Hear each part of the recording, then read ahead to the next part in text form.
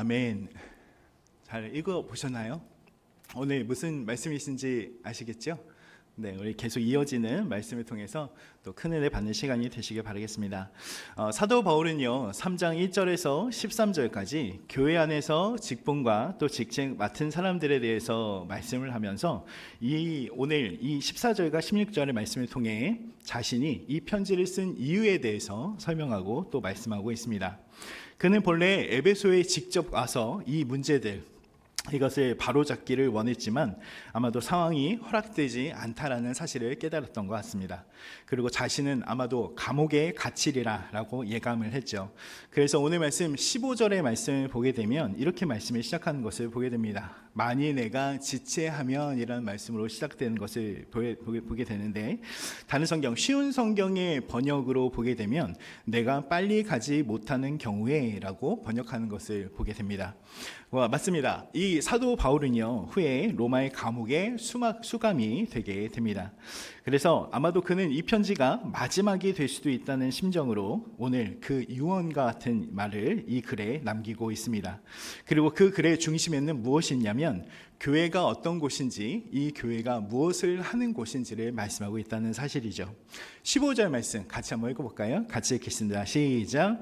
만일 내가 지체하면 너로 하여금 하나님의 집에서 어떻게 행하여야 할지를 알게 하려 함이니 이 집은 살아계신 하나님의 교회요 진리의 기둥과 터니라. 아멘. 여러분, 교회가 무엇이라고요? 후반전의 말씀을 보면 이 교회는 하나님의 집이다 라고 말씀하는데, 단순히 그냥 건축물 집이 아니라 살아계신 하나님의 집이다 라고 말씀합니다. 세상에 많은 것들을 섬기는 종교자들은 죽은 사람을 섬기고 이미 무덤에 들어간 사람을 섬기지만, 우리는 다시 살아내신 예수 그리스도, 아직도 살아계신 하나님, 그리고 우리가 내주하시는 성령님을 섬기는 삶을 우리는 살아갑니다. 그래서 우리는 살아계신 하나님의 집에 있는 이 교회를 사랑합니다. 아멘이시죠? 그리고 이 교회는 단순히 살아계신 하나님의 집만이 아니라 진리의 기둥과 터가 바로 이 교회이다 라고 말씀합니다. 여러분, 너무 중요한 장소가 교회이지 않습니까? 이 교회를 더욱더 살아가시는 여러분들 되시길 바라겠습니다. 그리고 그 진리가 무엇인지에 대해서 이어지는 16절의 말씀에 이렇게 기록을 합니다. 크도다 경건의 비밀이여 그렇지 않다 하느니 없도다 라고 말씀합니다. 자, 그 진리가 무엇이라는 거예요? 경건의 비밀에 있다 라고 말씀하죠. 우린 지난 3일 동안 사도 바울이 디모데와 또 에베소 교회에 전한 또 많은 성도들에게 회람으로 알려진 이 편지를 통해서 교회의 직분, 직책을 맡은 사람들에 대한 말씀을 나누었습니다. 교회의 장로님들, 또 집사님들, 또 직분 직책자로 맡은 분들에 대해서 나누면서 여러분 한 가지 공통점이 있다는 사실을 여러분 기억하게 될 것 같아요. 그 직분과 직책을 맡은 사람의 공통점은 무엇이냐면 바로 경건한 삶을 살아야 한다라는 것입니다. 국어사전에서 이 경건하다라는 뜻은요, 공경하며 삼가고 엄숙하다라고 표현하고 있지만 성경에서의 말씀 그리스어를 유세베이아라고 하는 이 말의 뜻은 단순히 우리가 공경하고 삼가하고 엄숙한 것, 그리고 우리가 경건하다라고 이야기하면 그런 것들을 생각하시잖아요. 뭐 성당 같은 데 가면 그레고리안 찬트가 딱 울리면서 아무 말도 할 수 없을 만한 그러한 경건, 엄숙한 분위기, 그것을 생각하는데, 거룩해 보이는 분위기, 그것이 아니라 이 경건이라는 것은 하나님을 향한 올바른 태도, 내가 하나님 앞에 살아간다라는 그 의미를 담고 있는 것이고, 사람의 삶으로 나타나는 지식, 우리 지식의 근본은 하나님이시잖아요. 그러니까 이 근본인 하나님을 우리의 삶으로서 어떻게 나타내는 삶을 살아갈 수 있는가, 그리고 또 훈련이 필요한 우리의 성품이 이 경건 안에 담겨 있다라는 것입니다. 그리고 그 경건의 중심에는 무엇이 있냐면 바로 예수 그리스도, 그분이 계시다라는 것을 말씀하고 있습니다. 우리 16절 같이 한번 읽어볼까요? 같이 읽겠습니다. 시작. 크도다 경건의 비밀이여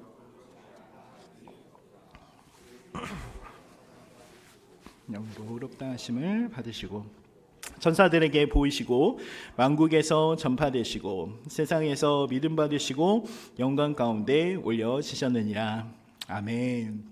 이 후반절의 말씀을 보면 그는 육신으로 나타난 바 되시고 영으로 의롭다 하심을 받으시고 천사들에게 보이시고 만국에서 전파되시고 세상에서 믿음 바 되시고 영광 가운데 올려지셨느니라 라고 말씀합니다. 누구일까요? 바로 예수님께서 이 땅에 육신으로 오셔서 또 이 땅 가운데 또 영으로 의롭다하심을 받으시고 천사에게 보이시고 지금도 만국에 전파되시는 분, 그분만요 주님 예수 그리스도 그분이시다라는 것을 말씀합니다. 그리고 그분은 영광 가운데 올려지셨다가 예수님의 때 하나님의 때 하나님의 방법으로 또 재림하시다라는 것을 우리는 알고 있습니다. 이것을 통해서 이 경건하다라는 것은 어디에 속하 있냐라는 것을 생각해 볼 필요가 있습니다. 이것은 바로 하나님께 속한 영역이죠. 하나님은 영적인 존재이시다라고 생각을 해볼 때, 그렇다면 경건은 영적인 것을 훈련하는 것이구나, 영적인 것을 좀 단련하고 그것을 나아가게 하는 것이구나 라는 것을 생각해 볼 수 있습니다. 네, 여러분, 에베소 교회 안에서, 에베소 도시 안에서도 이 영적인 것을 좋아하는 사람들이 있었습니다. 단순히 믿음 생활을 하면서 이 영적인 것을 좋아하는 것뿐만 아니라 그 당시에 있었던 다른 종교들도 영적인 것을 추구하며 나아가는 종교들이 있었어요.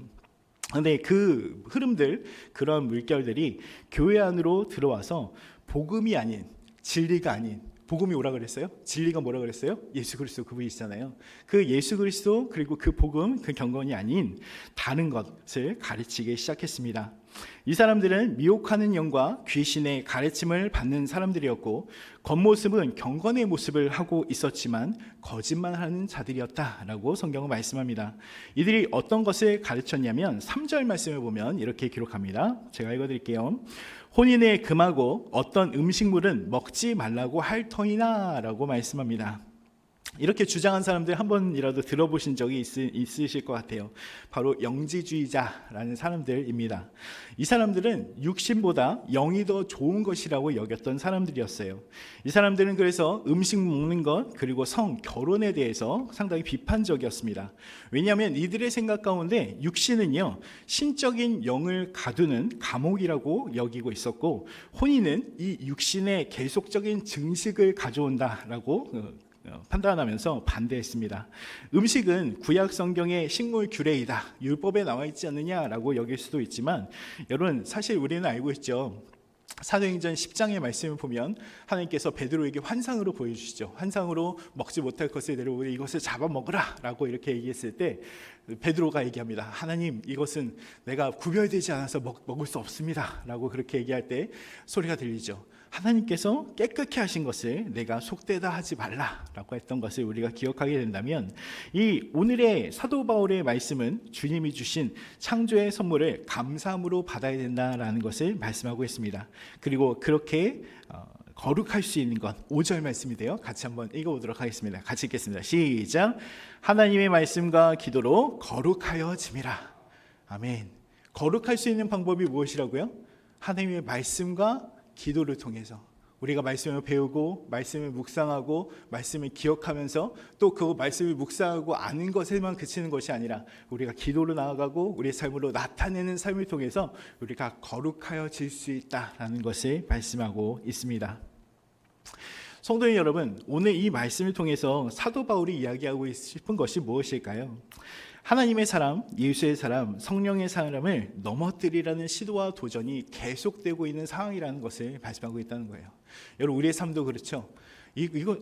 이것은 믿는 사람 같은데 이 모습은 믿는 거 아닐까? 라는 것을 생각해 볼 수 있지만 근본을 따져보는 그렇지 않은 경우도 이렇게 드러나는 것을 보게 됩니다.